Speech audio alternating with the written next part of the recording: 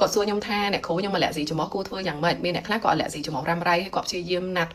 ជួបជាមួយខ្ញុំនៅ clinic ទី1គឺគាត់អស់ថ្លៃ consultation ហើយទី2គឺគាត់ត្រូវចាំយូរមែនតើដោយសារតែ appointment របស់ខ្ញុំរៀងពេញអញ្ចឹងទៅនៅពេលដែលគាត់ចង់ជួបខ្ញុំម្ដងគាត់ចាំពីមួយអាទិត្យទៅ2អាទិត្យប៉ុន្តែអីដែលខ្ញុំចង់ប្រាប់ថ្ងៃនេះគឺខ្ញុំ share ឲ្យហ្មងអត់ចាំបាច់ណាត់ជួបខ្ញុំតាក់ទងទៅ clinic អីទេអ្នកដែលគាត់លាក់ស៊ីចំហគាត់អាសាហៀសបោគាត់អាសាតឹងចំហអីពេលយប់ឬក៏ធ្លាក់ slash នៅខាងក្រោយកហ្នឹងណាបើសិនបើយើងអត់ដឹងថាយើងអាលាក់ស៊ីជាមួយអីទេប៉ុន្តែផឹកឡើងយើងកដាស់យើងអីហ្នឹងខ្ញុំឲ្យតម្រុយប្រហែលជាអាលាក់ស៊ីជាមួយ Dasmite Dasmite ហ្នឹងគឺជាសត្វដែលវានៅនឹងពូកវានៅនឹងវាំងននវានៅនឹងកាអាវវានៅនឹងកណាត់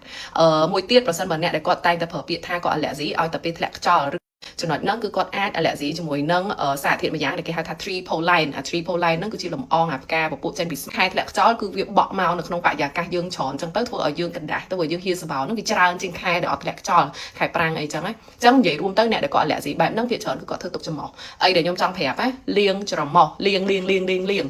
ងសឹងតែមួយជីវិតរបស់យើងតែម្ដងដោយសារតែនៅពេលដែលយើងលាងច្រមុះហ្នឹងទៅអាកោសិកា eosinophil ដែលវានៅក្តាំងនឹងច្រមុះរបស់យើងហ្នឹងវាធ្លាក់ចេញមកហើយអាកោសិកា eosinophil ហ្នឹងឯងគឺជាកោសិកាដែលវាប្រមូលផ្ដុំនៅពេលដែលយើងអាឡែស៊ីជាមួយអីមួយអញ្ចឹងវាមកផ្ដុំនឹងច្រមុះរបស់យើងណាហើយកោសិកាហ្នឹងវាធ្វើឲ្យយើងល្មមកោសិកាហ្នឹងវាធ្វើឲ្យយើងហៀសបោកោសិកាហ្នឹងវាធ្វើឲ្យរបៀបថាយើងនឹងតង់ច្រមុះឲ្យអីអញ្ចឹងទៅអញ្ចឹងនៅពេលដែលយើងលាងច្រមុះគឺបានន័យថាឧទាហរណ៍ថាយើងប៉ះជាមួយនឹងអាឡែស៊ីទាំងអស់ហ្នឹងយើងមានអាកោសិកាហ្នឹងយើងលាងវាចេញអញ្ចឹងយើងអត់សូវរបៀបថាហៀសបោអត់សូវរបៀបថាតង់ច្រមុះទេអញ្ចឹងវិធីសាស្ត្រដែលងាយស្រួលបំផុតអត់ចាំបាច់ booking appointment ជាមួយនឹង Dr. Vina ចាយថ្លៃ consult ទេខ្ញុំប្រាប់នៅក្នុងវីដេអូតែម្ដងទៅគឺត្រូវលាងច្រមុះជាមួយនឹងស្រោមប្រៃ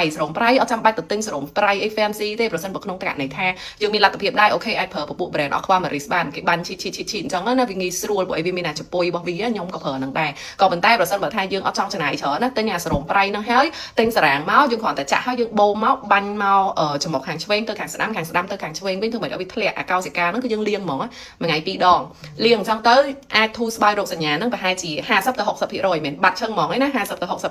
ប៉ុន្តែសម្រាប់ខ្ញុំក៏ខ្ញុំជាអ្នកអាឡែស៊ីដែរអញ្ចឹងប្រសិនបើរោគសញ្ញាខ្ញុំធូរស្បើយ50ទៅ60%ខ្ញុំយកឲ្យនិយាយស្មោះត្រង់ទៅក្នុងករណីមួយចំនួនទេដែលឧទាហរណ៍ថាយើងអាឡែស៊ីរ៉ាំរ៉ៃហ្នឹងវាយូរឆ្នាំពេកវាធ្វើឲ្យខ្មៅក្រោមប្រឡងភ្នែកវាធ្វើឲ្យរំខាននៅក្នុងអាការដែលយើងរស់នៅប្រចាំថ្ងៃធ្វើការធ្វើអីហ្នឹងហ្មងអាហ្នឹងចាំណាត់ appointment ជួបខ្ញុំអូខេខ្ញុំតែអាឡែស៊ីឲ្យខ្ញុំមើលថាតើអាឡែស៊ីជាមួយអីហើយវានៅក្នុងកម្រិតប៉ុណ្ណាហើយក្នុងករណីណាដែលយើងត្រូវការធ្វើការព្យាបាលតាមបែប immunotherapy តែប្រសិនបើក្នុងករណីថាយើងអាឡែស៊ីជាមួយអាកាសធាតុមួយឆ្នាំអាឡែស៊ីមួយខែ2ខែទេអូខេលាងច្រមុះហ្មងទៅប៉ុន្តែបើក្នុងករណីថារោគសញ្ញាហ្នឹងវាខ្លាំងវាធ្វើឲ្យយើងពិបាកគេងទៅធ្វើឲ្យយើងរបៀបថាហ៊ានថប់ដង្ហើមឬក៏ក្អកខ្លាំងមានរបៀបថាលឺសញ្ញាងើតអីហ្មងអាចមកជួបណាត់ appointment មួយខ្ញុំបានព្រោះអីយើងមានថ្នាំមួយចំនួនទៀតដែលយើងត្រូវប្រើគ្រាន់តែអីដែលស្រួលមែនតែនដែលបងប្អូនទាំងអស់គ្នាអាចធ្វើបានហ្នឹងគឺលាងច្រមុះនឹងឯងប្រសិនបើច្បាស់ថាយើងអាសាហៀសបោអាសារបៀបថាអាឡែស៊ីជាមួយនឹងចំណុចប្រមាណដែលខ្ញុំនិយាយហ្នឹងណា